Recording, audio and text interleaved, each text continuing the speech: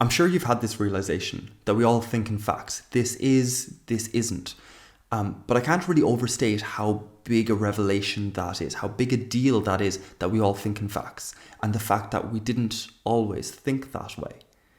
Beforehand, we used to have this space of bullshit, essentially, but this space of exploration, this space where it's not quite one or the other, and it didn't necessarily matter. Now, this can be, as in just, let's give credit to the bullshit economy, or this kind of whimsical economy, where you have facts that are spun around that make you believe something false, meaning that it would be a fiction. And then you have fiction, stories and all the rest, where you extract something better out of it, more real, a higher version of yourself, a value, a moral, something that is more real than what you are currently living at the moment. And I hope you've all had that experience where you've had like a revelation of just like, oh my God, that makes so much sense, when you're watching a movie or reading a book or poem or whatever sort of kind of creative content you're consuming. So there's this thing in between, this space where we explore and we don't hold on to things quite as tight. And we understand that we give creative license for people to make the mistakes to get to the point, for people to for the story to just totally not make sense at a certain point, if it pays off with this like moral, oh my God, like that's so amazing. We allow that. Now, okay, I'm going to go back and say that as an institution, that space was kind of religion, was also creativity and all of the rest. Both of those, so religion is some bit lost. But even the creative kind of element is now being kind of haggled down. It's being pinned down into facts. That's not right. That's not appropriate. That's going to hurt someone. That's you have to be sensitive and also literal. You have to be correct and you have to be sensitive. Both. So the whole economy is a bit strange.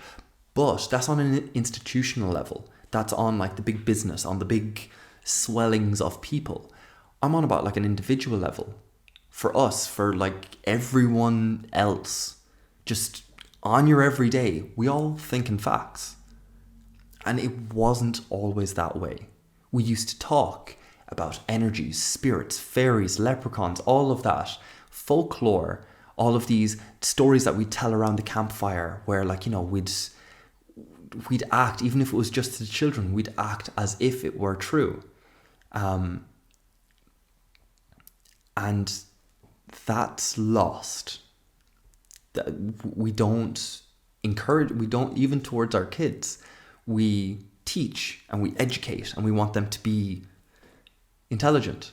And we think that intelligence includes wisdom, and it doesn't. Intelligence is your knowledge of facts. Wisdom is the ability to navigate when you don't quite know all the facts. And that is so important.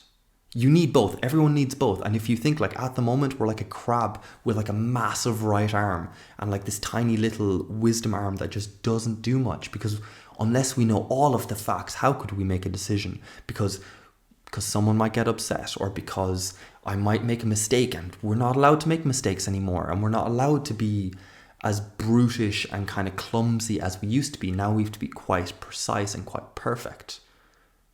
And that's not a bad thing to aim for, especially as you get older and as you start to perfect your craft. But if you are at the start of that ladder and you're coming into a world that expects perfection and expects you to know the letter of the law and know the exact precision, how to be factual and sensitive, so that's daunting. I think we could all agree. But what I really want to say is that we hold on to facts too much. We identify. We say, you are my friend. This is my job and I am that. I am a carer. I am an engineer. I am a manual worker. Those people on their computers or whatever, I'm a manual worker and that is who I am. Or I'm the computer guy that doesn't get his hands dirty. Or whatever version, like whatever it is. but I am, and this is, and you are, and it's all these like little facts. And I'm not, as in, we have to understand the world.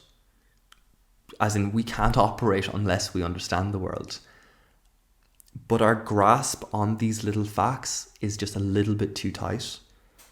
And when those facts change, when you realize that it's not a fact, when you realize that that person wasn't actually a friend, when you realize that the chair has moved, something quite simple, you need to be able to adjust. And I need to be able to adjust. Let's not put it on you.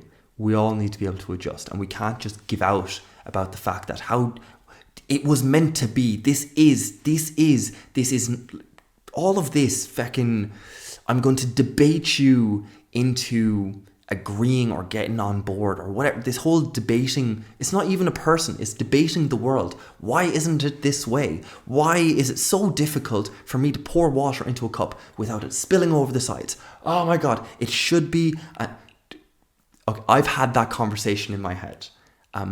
I don't know if you've had the exact conversation, but I'm sure you've had a variation of it where you get annoyed with the world for not being quite as perfect as it could be. And really all I want to say is that we hold on far too tight, and to give space to that kind of